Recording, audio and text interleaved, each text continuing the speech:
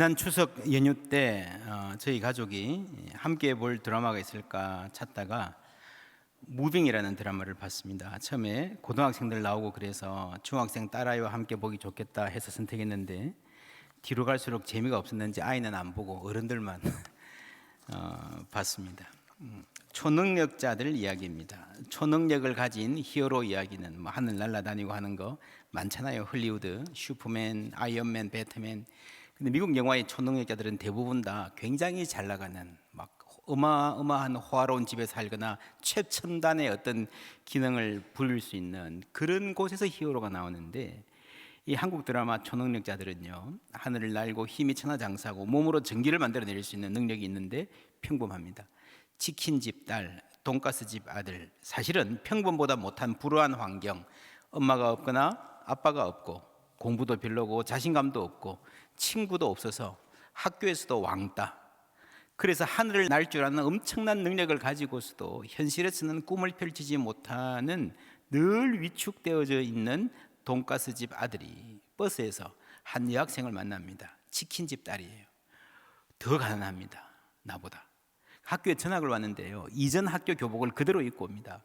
엄마 없이 혼자서 치킨집 하면서 딸 키우는 아빠를 힘들게 안 하려고 괜찮아요 라고 하고, 학교에 가서는 괜찮은지 몰라요, 선생님한테 선생님 저 전에 있던 학교 교복 그대로 입으면 안 돼요 라고 또박또박 말할 수 있는, 여러분 한창 감수성 예민한 나이잖아요. 가난을 부끄러워하고 할 수만 있으면 감추려 하는 나이인데 이렇게 당당할 수 있다는 게 참 건강하다 싶어요. 건강한 자를 보여줍니다. 이 학생이 버스비를 아끼려고요, 뛰어서 학교를 가요. 공부를 열심히 해서 보란듯이 좋은 대학 가고 싶었는데 학원비가 없어서 체육대학 가야 되겠다 그러고요, 운동도 할 겸 뛰어서 학교를 갑니다. 비가 올 것 같은 날에 노란 비옷을 입고 뛰어가는데 이 주인공 남학생이 버스 안에서 밖에 이렇게 막 뛰어가는 노란 비옷을 볼 때 이게 너무 멋져 보이는 거예요, 그 노란 비옷이. 그래서 쏙 빠지고요, 이제 응원하다가 이제 둘이 친해지고 아주 가까워집니다. 그러면서 맨 마지막에는 이 남학생이요, 열등감을 다 벗어버리고 정말 하늘을 멋있게 날아다니면서 이렇게 고층 건물에 불 났을 때에 사람들 구조해 준다든지 하는 뉴스에 나오고 이러니까요, 이 시대의 영웅, 히어로가 됩니다. 히어로. 그때 그 여자친구의 노란 비옷을 입고 날아다녀요. 그 뉴스 카메라에 노란 비옷이 잡히니까 사람들이 옐로우맨, 뭐 슈퍼맨 하듯이 옐로우맨 부르는 아주 영웅이 됩니다. 보면 옷만 입은 것이 아니라 그 여자친구의 자신감, 당당함을 입었다. 열등감에 쩔어 살던 옛 자아를 벗고 비록 불우한 환경이지만 당당하게 씩씩하게 이웃을 도우며 살아가는 건강한 자아, 뉴 셀프를 입었다라고 말할 수 있습니다. 그러니 하늘을 날게 되더라. 이 본래 내가 갖고 있던 잠재력을 발휘할 수 있게 되더라.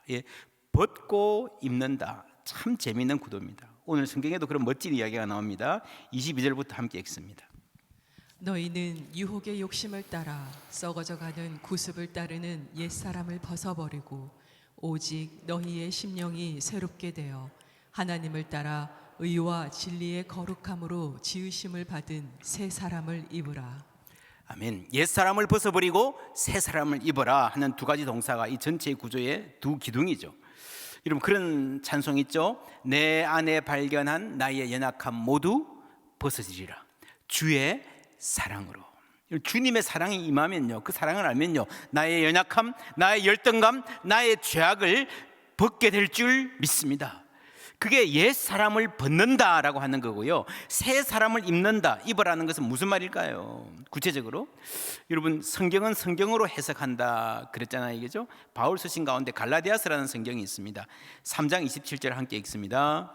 누구든지 그리스도와 합하기 위하여 세례를 받은 자는 그리스도도 옷 입었느니라. 새 사람을 입는다는 것은 그리스도를 입는 것을 말하는 거구나, 그죠?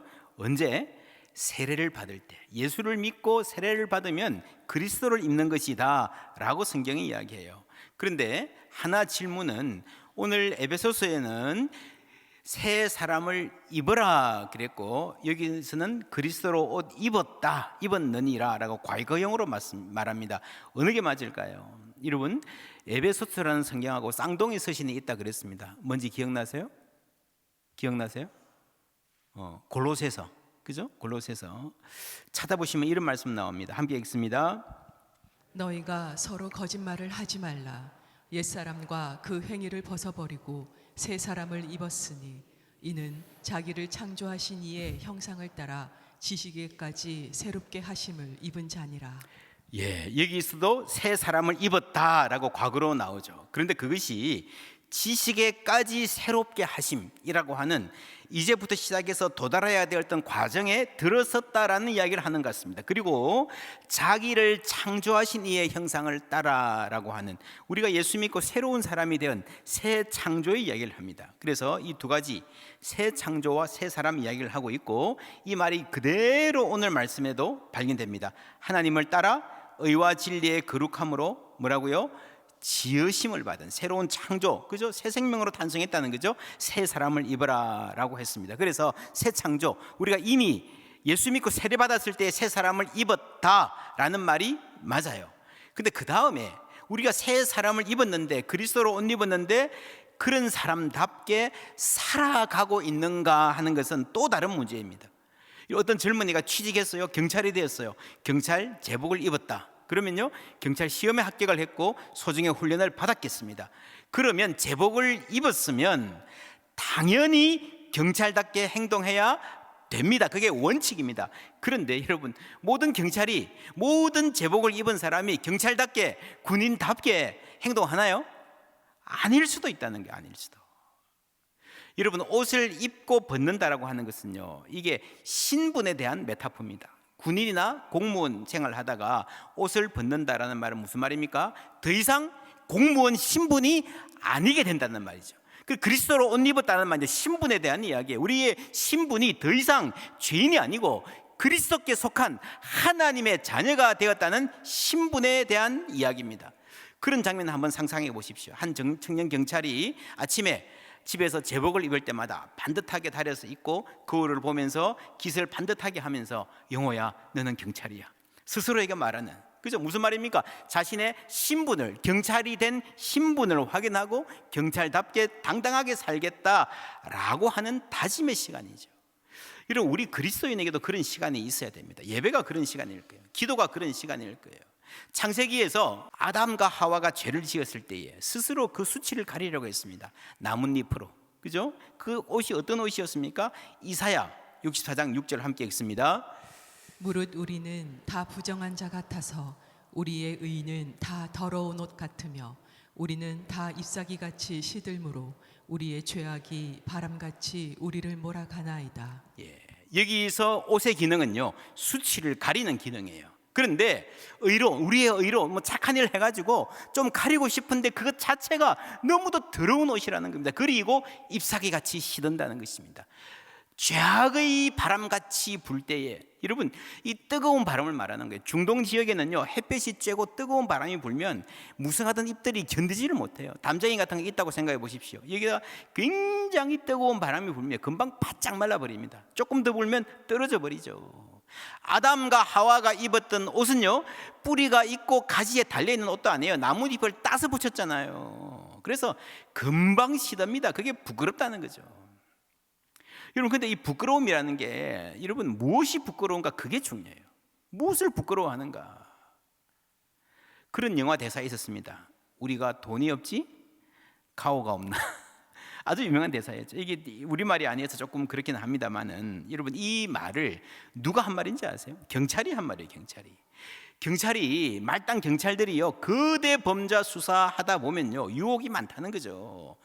여러분, 그래서 법을 어기고 사는 그 범죄자들이 엄청나게 부자여가지고요, 막 명품 옷을 입고 고급 차를 타고 막 사무실 가도 뭐 어리어리해요. 그런데 법을 집행하러 다니는 형사들은 꾀죄죄하고요, 신내가 풀풀 나는 사람입니다.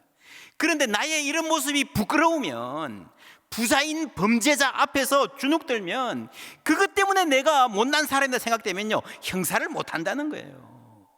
돈은 없어도 자부심은 있어야 된다. 그래야 경찰일 수가 있다는 겁니다. 여러분, 돈이 없는 것이 부끄러운 게 아니고 경찰이 경찰답지 못한 게, 그게 부끄러운 거예요.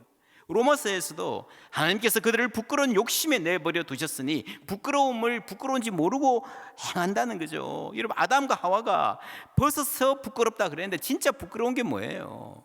하나님 아버지가 나에게 모든 것을 주셨잖아요. 에덴 동산을 주셨잖아요. 사랑하는 사람도 하나님이 주셨잖아요. 그런데 그 하나님 아니라 어디서 갑자기 툭 튀어나온 사탄, 그 말을 들어요.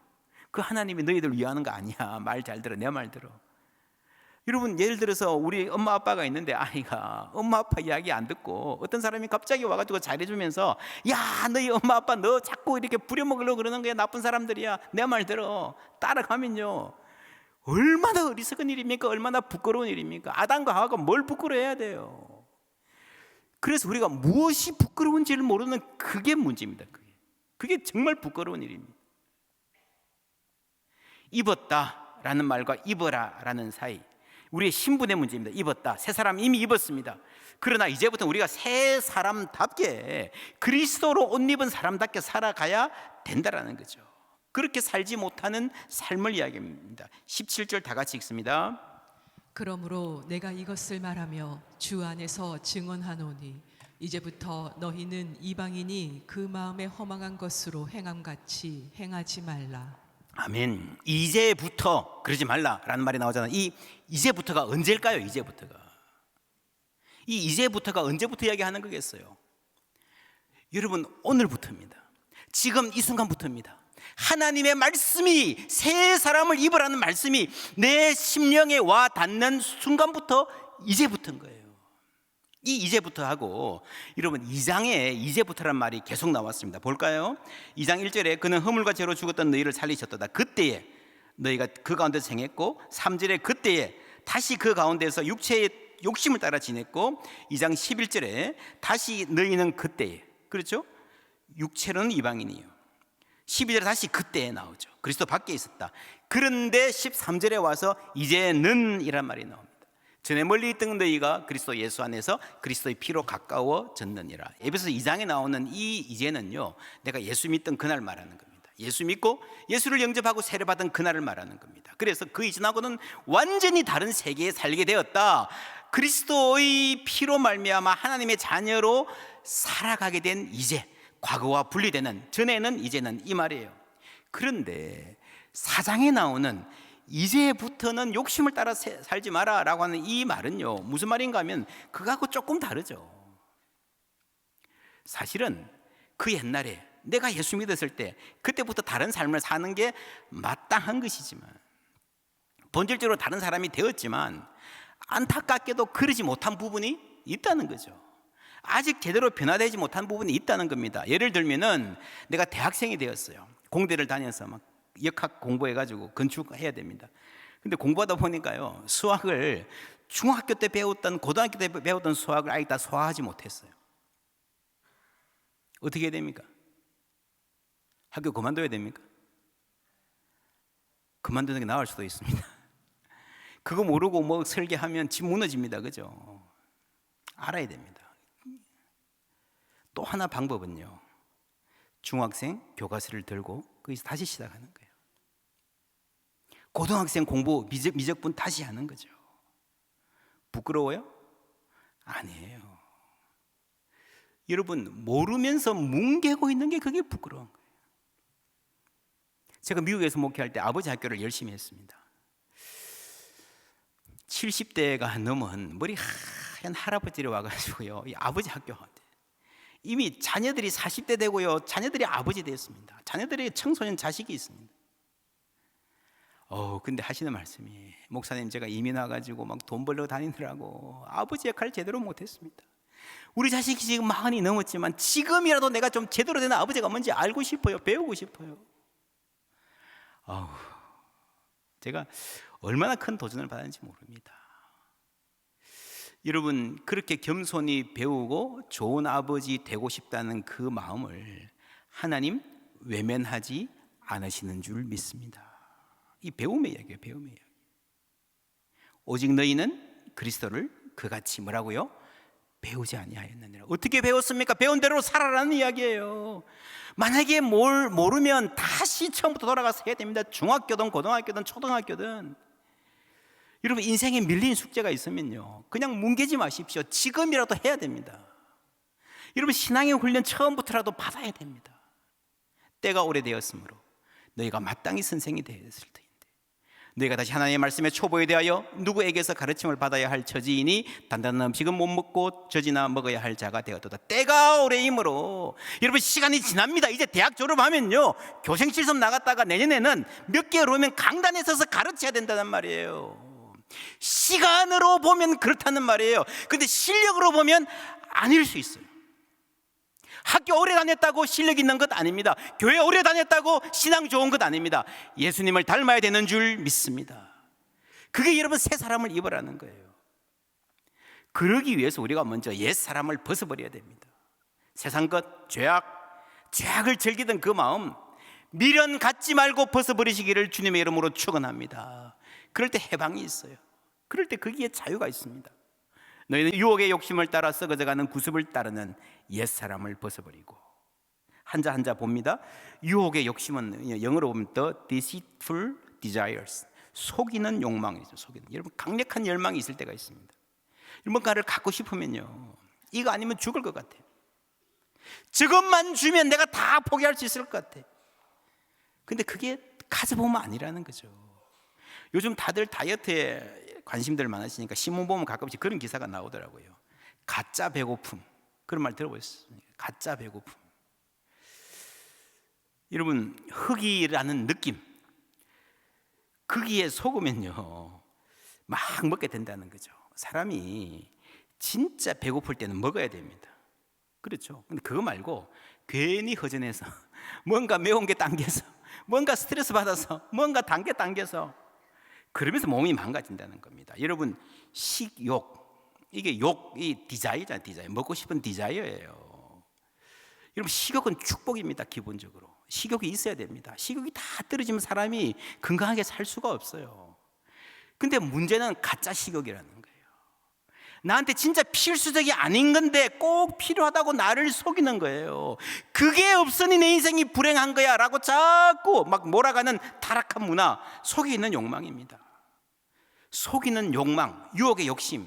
옛날 성경에 이 말을, 이 속인다라는 말을 주로 미혹한다라는 말을 씁니다. 미혹한다, 꼬신다는 거죠. 이런 미끼 아시죠? 미끼. 그럴듯하게 보여요. 먹음직하게 보여요. 나에게 행복을 지금만 가지면 뭐 잘 될 것 같아. 사업도 조금만 딱 어떻게 하면 뭐 될 것 같아. 저 사람하고 있으면 행복할 것 같아. 딱 물면요 덫에 걸리는 거예요. 휙 낚아채가지고 대롱대롱 매달려가지고 아차하는 순간에 여러분 그게 유혹이라는 겁니다. 나를 속이는 욕망 무섭죠. 그런데 그것보다 더 무서운 거는요 서서히 변해가는 겁니다. 서서히 물들어가는 겁니다. 여러분 아차하는 순간에 죄를 지어서 넘어지면요 덫에 걸리면요 그래도 그건 아이고 큰일 났구나 그거 알게 돼요. 도와주세요 그래요. 여러분 뭐 도움을 구하기도 합니다. 그런데 진짜 심각한 거는요 망해가면서도 망해가는 줄 모르는 거예요. 자기 발로 그 길로 가는 거예요. 18절 19절 함께 읽습니다. 그들의 총명이 어두워지고 그들 가운데 있는 무지함과 그들의 마음이 굳어짐으로 말미암아 하나님의 생명에서 떠나 있도다. 그들이 감각 없는 자가 되어 자신을 방탕에 방임하여 모든 더러운 것을 욕심으로 행하되. 모든 더러운 것을 욕심으로 행하는 감각 없는. 여러분 지난주에 그랬죠. 사람이 교만하면요 가장 큰 벌은요 어리석어집니다. 죄를 지으면요 총명이 어두워져요. 마음이 딱딱해집니다. 여러분 어디에서 내가 마음 아파해야 될지, 그게 어디에서 가슴 설레야 될지 여러분 그게 기쁨도 없는 거예요. 그래서 감각 없는 자가 되고 만다. 모든 더러운 것을 욕심으로 행한다는 거죠. 더러운 줄 모르고 그냥 뒹구는 거예요. 그게 죄입니다. 여러분 인생 살다가 비겁한 선택을 한번 하면요 사람이 조금 더 비겁하게 됩니다. 악한 일을 선택을 하면요 그럼 그 일은 결코 그대로 머무르지 않습니다. 나에게 영향을 미쳐서 나를 더 악하게 만드는 거예요. 거짓말 해보셨습니까? 이 중고등학생들 치딩이라 그러죠. 뭐죠? 이 컨닝이라고 한국 사람들. 처음 할 때는 막 가슴이 뛰고 막 얼굴이 빨개지고 막 그냥 두세 번 하면 익숙해진다 그러잖아요. 제가 대학 다닐 때 교회 친구들, 선후배들, 학교에서도 그리스도인들끼리 교제하고 함께 기도하고 그랬었는데, 대학교를 졸업하고 막 취직했을 때에, 막 회사 들어가서 한두 달 이렇게 지났을 때에 같이 만나서 밥 먹으면서 그런 이야기 했던 기억이 납니다. 야, 내가 학교 다닐 때는 몰랐는데 회사에 들어가 보니까 이 회사에 내가 말단 사원인데 크고 작은 비리가 얼마나 많은지, 얼마나 막 그냥 너무너무 힘들다는 거죠. 너무 마음 아프다는 게, 타협하지 않으면 버티기 힘들다. 어쨌거나 그래도 내가 어떻게 깨끗하게 하려고 노력한다 하면서 막 그냥 그 순수한 마음에 눈물이 글썽글썽하던 그 마음 아파하던 친구들, 그 표정이 지금까지 생각이 납니다. 이제 저도 환갑이 다 됐는데 그때 그 친구들, 선후배들 만나면요, 그 중에 상당수는 다 그런 거지, 다 그렇게 살아. 사람이 어떻게 그렇게 변하는지. 그때 그 눈물로 기도하던 그 친구는 어디로 가버렸나. 여러분, 속이는 욕망에 지면요, 더 잘 속는 사람이 됩니다.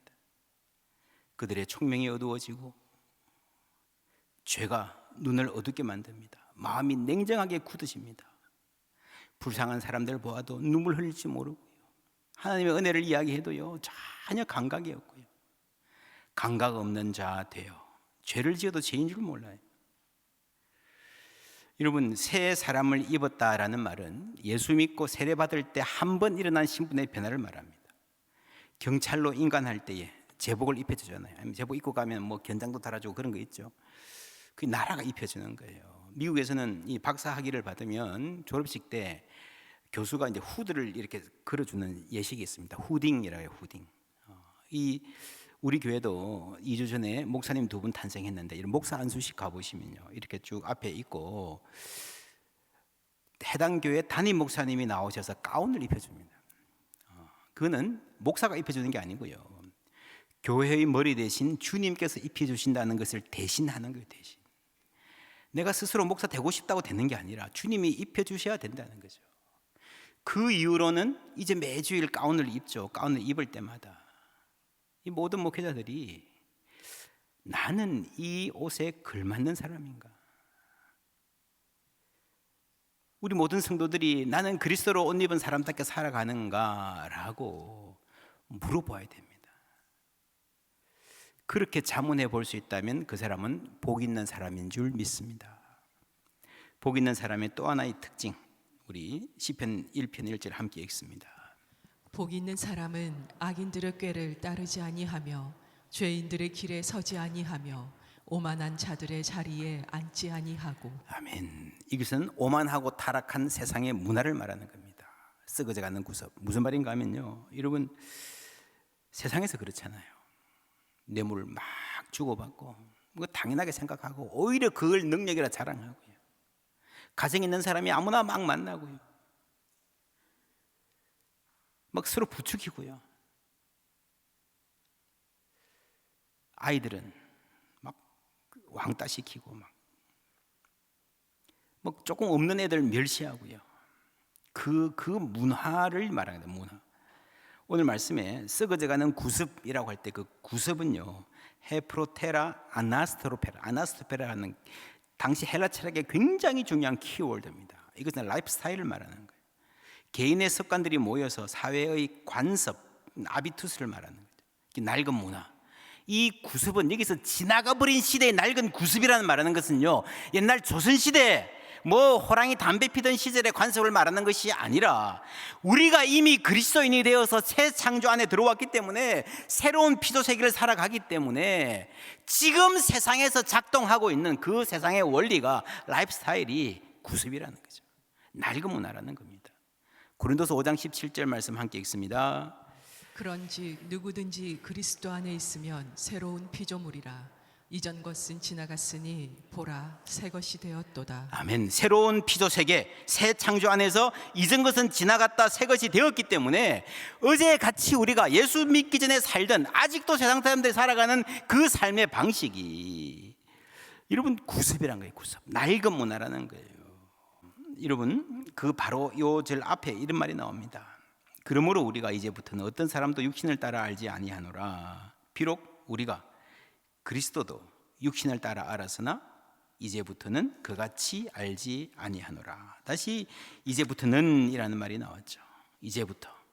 여러분, 예전에는 우리도 세상의 기준을 따라서, 가진 것을 따라서 좀 뭐 있어 보이면 그냥 슬슬 기고 없는 사람 무시하고 그렇게 살았는데, 그 문화를 벗어나서 대항해서 어떤 사람도 세상 기준을 따라 평가하지 아니하는 새로운 공동체를 만들어 가자라고 하는 게 여러분, 교회의 가장 중요한 핵심입니다. 이 세상은, 세상에 썩어져가는 구습은요, 사람을 그냥 돈으로 취급합니다. 돈이 어른입니다. 그러나 그리스도 안에서는 모든 사람을, 한 사람 한 사람을 천하보다 귀한 생명으로, 그리스도께서 그 사람을 위하여 죽으실 만큼 귀한 존재로, 약할수록 더욱더 많은 돌봄과 존중을 필요로 하는 사람으로 보는 거예요. 그게 교회입니다. 이 무빙이라는 이 드라마, 한국판 어벤져스가 자랑스러운 이유는요, 초능력을 말하지만 이런 평범한 사람들, 정말 무시당하며 살아가고 있는 이웃들의 이야기를 하고 있다는 겁니다. 여러분, 삶이요, 어떤 부분에서 내가 초능력을 가진다 해도 우리의 삶은 여전히 힘겹고 그 짐은 무겁습니다. 오늘날 시대는 대박의 환상이 있습니다. 대박의 환상. 내 인생을 막 완전히 바꾸어줄 큰 거 한 방. 여러분, 그런데 어떤 능력이 생긴다거나 어떤 시험에 합격한다든가 사업이 한번 대박 난다고 했어요. 여러분, 주위에 보세요. 그렇게 달라지지 않습니다.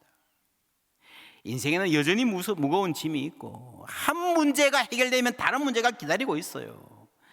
내가 인생에서 싸워야 할 지난한 싸움이 있습니다. 면제되지 않습니다. 그 모든 싸움들 가운데 가장 치열한, 가장 힘겨운 싸움이 뭔지 아십니까? 그게 죄와의 싸움이에요. 죄와의 싸움.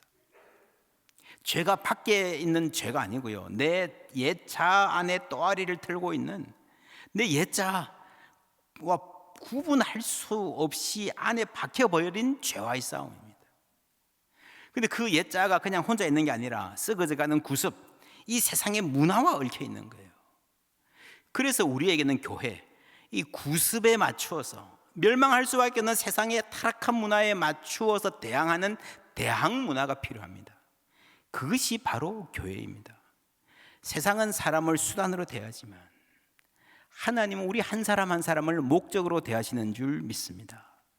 세상은 가진 것으로 겉모습으로 사람을 판단하지만 하나님은 우리를 있는 그대로 받아주시고 하나님의 형상으로 존중해 주시는 줄 믿습니다.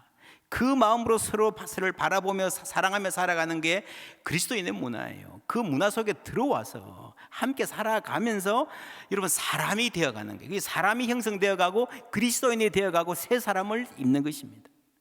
정리하면 새 창조, 하나님이 우리를 새로운 존재로 피조물로 거듭나게 하셨습니다. 그 새 사람을 입고 살아가는 겁니다. 그럴 때 우리에게 새로운 감각이 생겨요. 옛날에 알지 못했던 아름다움을 알고, 옛날에는 그냥 지나쳤던 것들이 마음 아픈 줄 알고, 함께 나눌 줄 알고, 그렇죠? 눈물 흘릴 줄 알고 기뻐할 줄 아는 사람이 되는 거예요. 이것이 혼자가 아니라 새로운 문화를 만들어가서 이렇게 살아가는 사람들이 서로 사랑과 선행을 격려하며 살아가는 겁니다. 정리하면 밀린 숙제, 이제라도 해야 되는데 여러분, 혼자 할 수 없습니다. 그래서 함께 하는 거예요. 함께. 그래서 교회가 있는 거예요. 우리 옆에 분에게 한번 말씀해 주시겠습니까? 함께 숙제합시다. 함께 숙제합시다. 함께 그리스도의 문화를 만들고 세상과 다른 대학 문화를 만들어가면서 함께 새 사람을 입어가는 공동체. 여러분, 그리스도의 사랑 안에서 우리의 연약함 모두 벗어지기를 축원합니다. 주님 몸된 교회 이 공동체 안에서 우리 모두가 새 사람 있기를, 머리이신 그리스도 닮아가기를 축원합니다.